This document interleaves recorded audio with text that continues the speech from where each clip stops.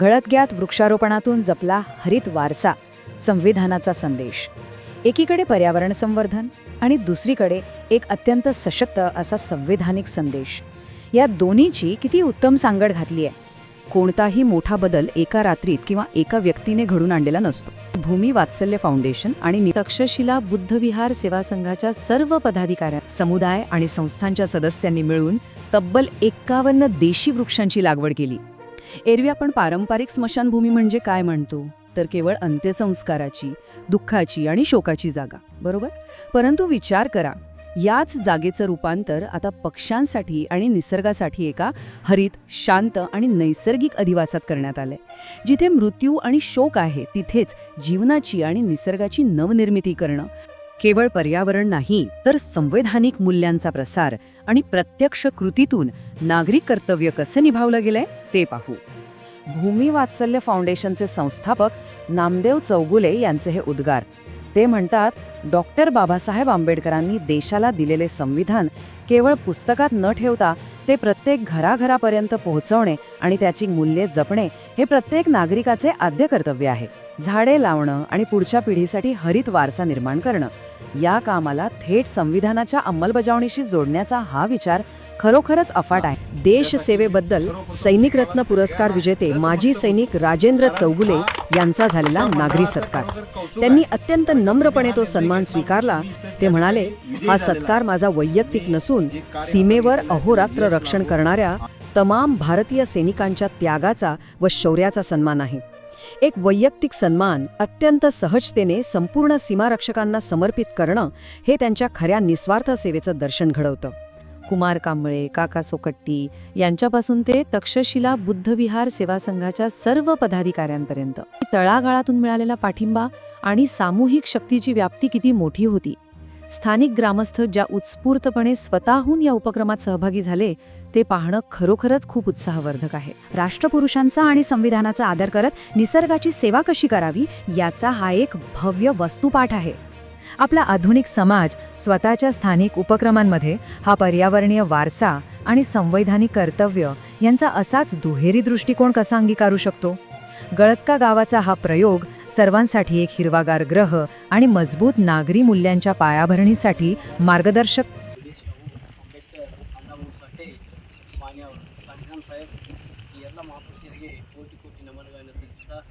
ಇವತ್ತು ನಮ್ಮ ಸಮಾಜದ ತಕ್ಷಶಿಲಾ ಬುದ್ಧಿವಿಹಾರ ಗಳತ್ಕ ಈ ಒಂದು ಟ್ರಸ್ಟ್ಗೆ ನಮ್ಮ ಇಪ್ಪನಿ ಭಾಗದ ಮಾಜಿ ಸೈನಿಕರು ಹಾಗೂ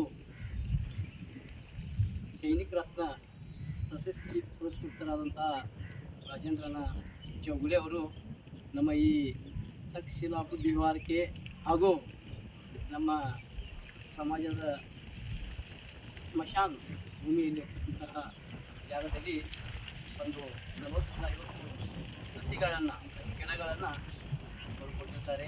ಅವರಿಗೆ ಈ ನಮ್ಮ ಸಮಾಜದ ಪರವಾಗಿ ತುಂಬ ಹೃದಯದ ಜೈವಿಂ ಅಭಿನಂದನೆಗಳನ್ನು ನಾವು ಸಲ್ಲಿಸ್ತಾ ಇದ್ದೀವಿ. ಯಾಕೆಂದರೆ ಹಣ ಎಲ್ಲರಲ್ಲಿ ಇರ್ತದೆ, ಆದರೆ ಕೆಲವರಲ್ಲಿ ಮಾತ್ರ ಏನಪ್ಪ ಅಂದ್ರೆ ಇಂಥ ಕಾರ್ಯಗಳು, ಸಾಮಾಜಿಕ ಕಾರ್ಯಗಳು ನೆರವೇರಿಸಲು ಸಾಧ್ಯ ಐತಿ. ಯಾಕಂದ್ರೆ ಭಾಳ ಜನ ಶ್ರೀಮಂತರದಾರ, ಭಾಳ ಜನ ಆಸ್ತಿವಂತರಿದ್ದಾರೆ, ಆದರೆ ಕೊಡ್ತಕ್ಕಂಥ ಮನಸ್ಸು ಭಾಳ ದೊಡ್ಡದು.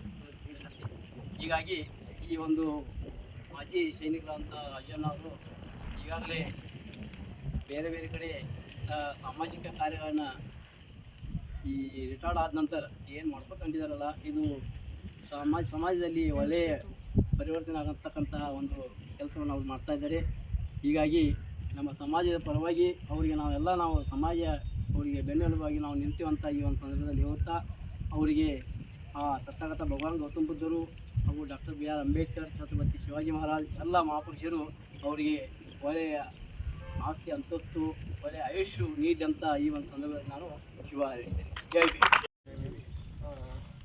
तक्षशिला बुद्धविहार सेवा संघ अध्यक्ष, उपाध्यक्ष, सर्व सदस्य, आज या ठिकाणी वृक्षारोपणाचा कार्यक्रम करण्याची सुवर्ण संधी या मंडळानं आम्हाला उपलब्ध करून दिली आहे. मी नामदेव चौगुले, भूमी वात्सल्य सोशल फाउंडेशनचा संस्थापक आणि पर्यावरण कमी शिक्षक. गेली 26 वर्षे याच्यावरती आम्ही काम करत आहोत आणि आज आम्हाला सुद्धा मान्यता वाटते की आपल्या गळदगा या गावामध्ये युपी बिहारमध्ये हे वृक्षारोपण करण्याची संधी तुम्ही भरपूर दिलेली आहे. आजच्या या कार्यक्रमामध्ये राजेंद्र महादेव चौगुले म्हणजे ज्यांनी 17 वर्षे सैन्यामध्ये काम करून सेवानिवृत्तीनंतर एक निवांतपणाचं जीवन जगताना असतं, पण गेल्या 9 वर्षामध्ये त्यांनी आपल्या गावातील सर्वसाधारणपणे 400-500 सर्व सैनिकांनी आजी माझी सैनिक बँकेची स्थापना केली आणि परवा दिवशी 15 ऑगस्ट दिवशी 2 वर्ष पूर्ण झाली. तर हे करत असताना 8 कोटीपर्यंतच्या ठेवी जमा करणं किंवा सैनिकांनी सेवानिवृत्तीनंतर पगार मिळत नाही, पेन्शनमध्ये जीवन जगत असताना अडचणी खूप येतात आणि त्या अडचणी होऊ नये त्यासाठी त्यांनी बँकेची फक्त स्थापना करून थांबली नाही तर 8 कोटीपर्यंतचं हे उद्दिष्ट पूर्ण केलंच.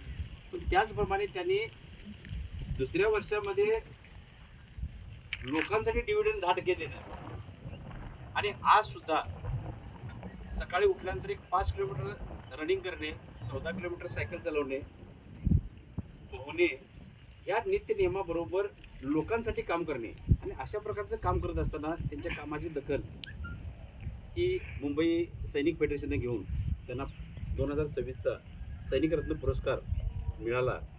आणि हा सैनिक रत्न पुरस्कार मिळाल्यानंतर सुद्धा म्हणजे आमच्या वृक्षारोपणाच्या कार्यक्रमामध्ये सुद्धा त्यांचा अगदी सक्रिय सहभाग असतो आणि आज तुम्हा सर्वांच्या वतीने त्यांचा जो होणारा सत्कार आहे म्हणजे आम्हाला तरी वाटते की म्हणजे मी मगाशीच म्हटलं की बाबा खऱ्या अर्थानं आमच्या देशाला गरज आहे ती संविधानाची गरज आहे.